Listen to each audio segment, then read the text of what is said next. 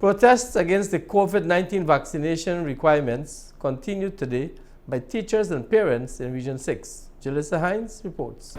The protests in Region 6 continued earlier today, and note yesterday, September 14, 2021, where approximately 85 teachers, parents, ancillary staff, and other citizens staged a protest once again against the COVID-19 vaccination requirements implemented by the government of Guyana. Say thank you to the parents who are out here with us. We appreciate it. You understand when we say it is my body and it is my choice. It is also your children's body and it is their choice and your choice if your child should take that vaccine.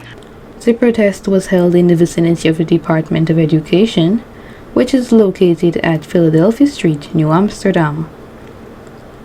Ms. Mihaela McCalmont, a teacher, during an interview with this newscast, encouraged the parents to join them to ensure their voices are being heard.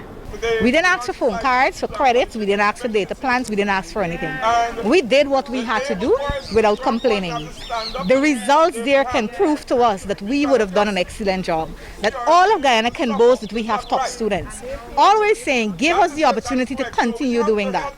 We have HMs out here who have been locked out of their schools by a security guard who says you cannot come in because I'm mandated or I'm instructed or I was given directive from somewhere or somebody. And so we are out here registering our disgust to say, look, if you lock out teachers, how will your children be taught? And how will children in the society be taught? And that's all we're asking today. So we're saying to them, if you have a problem with your child not being taught, then come out here and register your concern. We cannot hear you. The ministry cannot hear you by a phone call.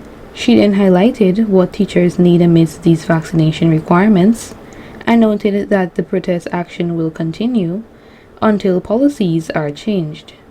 And so we're saying to the ministry, through our union, our fight is very clear. Look, if you want this vaccine to be mandatory, do two things for us. One, ensure that we have a free health checkup. And for those persons who still refuse to take the vaccine, we're saying free PCR test. Free PCR test. We're ready to take that test and get into the classroom.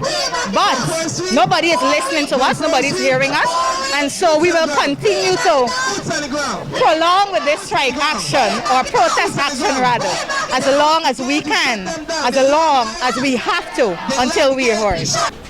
This newscast spoke to Mr. Mark Light, president of the Guyana Teachers Union, and he disclosed the reasons for these protest actions across the country. Our reason for being out here is that we stand in solidarity with our colleagues who have chosen not to take the vaccine.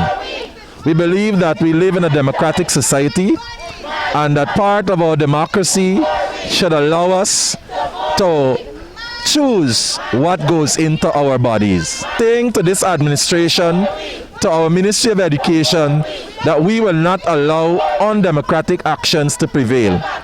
And the Teachers Union is standing solidly behind our members.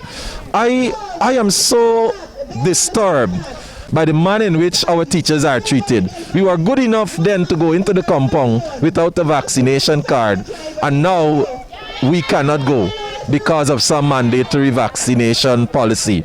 And this is unacceptable. Mr. Light went on to note, the level of disrespect that has come to our members.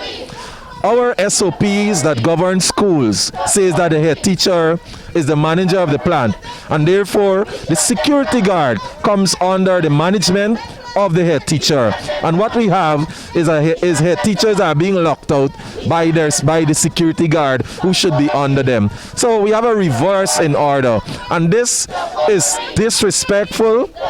This is undemocratic. This is something that we all have to raise our voices against and let this administration know it is not going to be taken that way. We understand this is going to benefit all our teachers across Guyana. This is not a political fight. This is not a racial fight.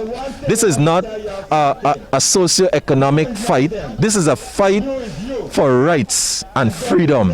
And if we do not put our feet on the ground, other things will come upon us and we will have to accept. Further, he highlighted the financial issues teachers are facing as it relates to teachers' salaries. Our 2016-2018 multi-year agreement, there are several financial matters that are still outstanding, and we have been engaging the last administration and this administration, who is in office for over a year. We have been engaging them with a view to resolving those outstanding financial matters. You are aware that cost of living has gone up. Almost everything in this country has gone up as a result of this pandemic and other reasons. But our teachers have not received an increase in salary. Instead, monies are being rolled out left, right, and center. Mr. Light then commented on the Ministry of Education's press release yesterday, which terminated an agreement between themselves and the union. He also revealed the actions that the union will carry out regarding the situation. They did a release to say they are taking back our custodian status, our status of being the custodians of duty-free concession and scholarships as a result of mismanagement. We have done this for decades. And we are saying this is petty because the union has taken a position the government is trying to take back, and they want to do what we call union busting. And so I want to send a message that they also need to check that we have an existing agreement between the two parties, and no one party can pull the plug on it. It has to be done through consensus. And so we intend to legally take a position on the announcement made yesterday, and we believe that any good court of law will uphold that when you have an agreement, one party cannot walk away without having engaged the other parties. He also explains the issue of the outstanding debunching payments and other payment matters that should be addressed by the Ministry of Education. We accepted in 2018 a one-off debunching, and that should have signaled that teachers were now going to be placed from the 1st of January in the respective scales so that along the scale teachers can be graded. That has not been done, so outstanding debunching monies are there. There's a difference of a 2% for 2017 salary increase. We also have outstanding clothing allowance for 2021. We have teachers who are doing special needs. They were to receive a continuous 10,000 rather than a 1,000 a month. We have seen that done in a one-off way, and we have not seen it being continued. So there are several financial matters that are in the hands of the Ministry of Education, and they are doing nothing about it. Additionally, Mr. Light stated, and so the union is out there twofold because of our outstanding finances and against mandatory vaccination. And we would like this administration to know that the disrespect has been further extended. We have been standing in front of Central Georgetown Ministry of Education and the various departments. And if our education officials do care for our teachers, they will come out to find out what their grievances are. We have not had one education official come out to talk with teachers, come out to show solidarity with our teachers. So this is a fight. This is a fight that we have to fight, and we have to do this with or without the support of education officials. The Guyana Teachers Union is calling on the Ministry of Education to address these financial issues and to allow teachers to do their jobs, whether vaccinated or unvaccinated. Reporting for Channel 8 News, I am Jalissa Hines.